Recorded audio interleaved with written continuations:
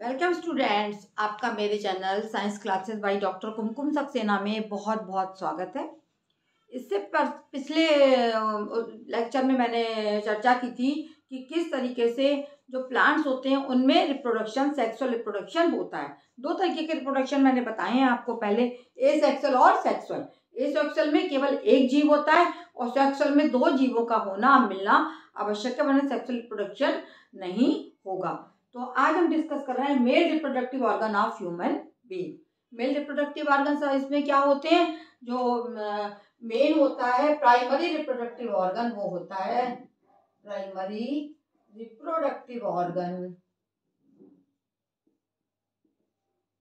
इसमें कहलाता है आपका क्या चीज है? मेल में टेस्टिस, है ना। और सेकेंडरी रिप्रोडक्टिव ऑर्गन्स क्या होते हैं? आपके कहलाते हैं जैसे हार्मोन है टेस्टोस्टेरोन,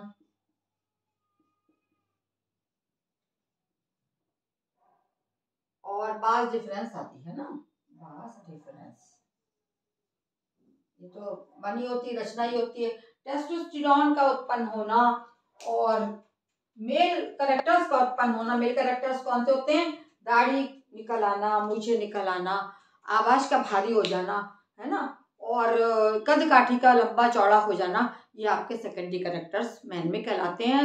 बाल उगाना, दाढ़ी उगाना और आवाज का भारी होना, ये मेल रिप्रोडक्टिव जो है सेकेंडरी कैरेक्टर्स हैं। और मेल की जो प्यूबर्टी है, प्यूबर्टी क्या होता है कि जिस पर ये कैरेक्टर्स दिखाई देना शुरू होते हैं, तो वो एज मेल में है 12 से 14। 12 से 14 वर्ष की आयु में, ईयर्स पर इनके ये मेल जो है कैरेक्टर्स, टेस्टोस्टेरोन बनना या स्पम्स बनना जो है ये शुरू हो जाता है। तो आपके सामने बना हुआ है, ये क्या है? Primary reproductive organ. मेल में क्या है? टेस्टिस, और फीमेल में आपका मेन क्या है? ओवरी कहलाता है। तो टेस्टिस की रचना आपको दिखाई है। पहले आप बाहरी रचना देखिए। ये स्कॉटम नाम का एक पाउच होता है जिसमें कि टेस्टिस नीचे, बॉडी से नीचे निकले होते हैं और इस पाउच में सुरक्षित रहते हैं। और ये थैले का नाम क्या है जो पाउच बना है? स्क्रोटम कहलाता है। ये टेस्टिस शरीर के बाहर क्यों होते हैं, अंदर क्यों नहीं होते? जन्म के समय ये टेस्टिस शरीर के अंदर होते हैं, लेकिन जन्म होने के बाद ये शरीर के बाहर निकल आते हैं। शरीर के बाहर ये क्यों निकलते हैं? क्योंकि इनको स्पर्म के बनने के लिए, जो इनकी प्यूबर्टल एज होती है, इस पे स्पर्म का बनना शुरू हो जाता है। और उस समय जो टेम्परेचर है वो बॉडी का 30 से 35 डिग्री से अबव होता है, जो इनके लिए सूटेबल नहीं है। इसलिए उस टेम्परेचर को 2-3 डिग्री 4 डिग्री कम करने के लिए ये हमारे जो है शरीर से बाहर होना चाहिए। इसलिए टेस्टिस जो है वो बाहर पाए जाते हैं कि स्पर्म फॉर्मेशन की क्रिया जो हमारा बॉडी टेम्परेचर है उससे 2-3 डिग्री नीचे पर ही, तापमान पे ही होती है। तो मेन इसका जो आंतरिक रचना आप देख रहे हैं, इसमें क्या है?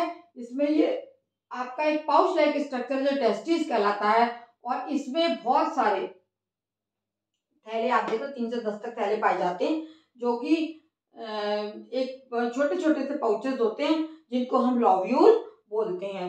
इन लॉब्यूल्स में ही सारी रचनाएं होती हैं और इसके अंदर जो सेल्स सेमिनिफेरस ट्यूब्यूल्स पाई जाती हैं, छोटी छोटी सेमिनिफेरस ट्यूब्यूल्स, इनका काम क्या है? स्पर्म्स को उत्पन्न करना। मेन जो कार्य स्पर्म को पैदा करना ही इन सेमिनिफेरस ट्यूब्यूल्स का कार्य है। और इनके बीच बीच में लीडिंग सेल्स होते हैं। लीडिंग सेल्स छोटे छोटे दिखाई नहीं देते हैं, इसके बीच बीच में ऐसे करके होते हैं। इनका काम है आपका क्या चीज? टेस्टोस्टेरोन नामक हार्मोन को पैदा उत्पन्न करना। तो ये जो सारे हैं, जो स्पर्म सेमिनिफेरस ट्यूब्यूल स्पर्म्स को उत्पन्न करते हैं, और टेस्टोस्टेरोन नामक हार्मोन जो है इस चीज को प्रेरित करता है कि स्पर्म्स बने, और उसके लिए एक ऐसा माध्यम तैयार करता है, एक लिक्विड माध्यम तैयार करता है, जो हमारा लिक्विड है इसका टेस्टोस्टेरोन का, उसमें ही तैर के ये स्पर्म्स जा सकते हैं। तो सारी सेमिनिफेरस ट्यूब्यूल्स आप देख रहे हैं इकट्ठी होके निकल रही हैं और क्या बना रही है? इसको हम बोलते हैं बासा एफरेंशिया। और बासा एफरेंशिया जो है वो मिलके बनाती है बास डिफरेंस।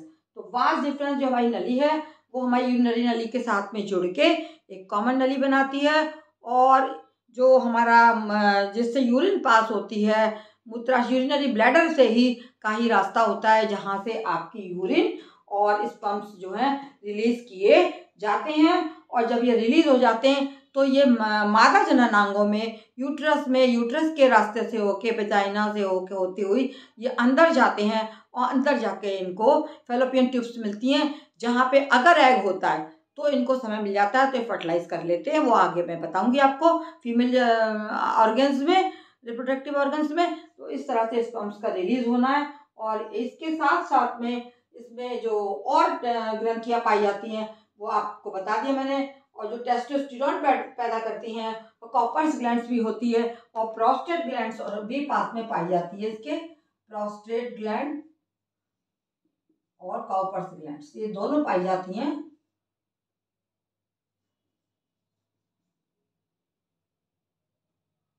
काउपर्स ग्लैंड, ये दोनों ही इस ग्लैंड्स के नाम है जो मेल में पाए जाते हैं। प्रोस्टेट ग्लैंड जो है वो प्रोस्टेट का वो करती हैं, इसी में लिक्विड पैदा करती हैं जो इसको नरिशमेंट स्पर्म्स का करता है। प्रोस्टेट आपने देखा होगा बहुत से लोगों में बढ़ जाता है तो इस ग्लैंड्स का जो है इसका ऑपरेशन भी किया जाता है। बढ़ जाती है, फूल जाती हैं या पानी भर जाता है तो इनका ऑपरेशन होता है। तो ये आपके हो गए primary reproductive organs, testis, sexual reproductive organs आपके, और कैरेक्टर्स जो है ये आपके क्या चीज़ है, टेस्टोस्टेरोन आदि का बनना। अगर ये नहीं बनेगा तो स्पर्म्स जो हैं वो उनको वो मोटिवेट नहीं करेगा टेस्टोस्टेरोन, और स्पर्म्स का फॉर्मेशन भी नहीं होगा। स्पर्म्स बनने के बाद किस रास्ते से निकल के जाएंगे आपको मैंने बता दिया, और अंदरूनी रचना आपको मैंने पूरी बता दी है। और जो स्पर्म होता है ये रचना भी मैंने बनाई है। इसके दो पार्ट होते हैं, ऊपर होता है हेड और नीचे होता है टेल। टेल की सहायता से तैरता तैरता हमारे वेजाइनल ट्रैक्ट में पहुंच जाता है मैथुन के दौरान, और तब जाके ये एग को फर्टिलाइज करता है। तो इस प्रकार से the combination of male and female gamete produces new gamete, new genes, नए उसका बनना क्या रिप्रोडक्शन कहलाता है। Combination of male and female gamete is called reproduction. और रिप्रोडक्शन के बाद ही जो एक्स होते हैं दोनों मिलते हैं और 2x का जाइगोट बनता है, और जाइगोट का बाद में फर्टिलाइजेशन होके नए जीव की रचना बनती है, जो आगे माँ के मदर में यूट्रस में जो है उसका परिपक्वता होती है, बढ़ता है, और 9 मंथ्स के बाद में बच्चा उत्पन्न हो जाता है। लेकिन अगर इसको स्पर्म्स नहीं मिलेंगे और तो एग से कॉम्बिनेशन नहीं होगा और कोई भी न्यू बीइंग नहीं पैदा होगा।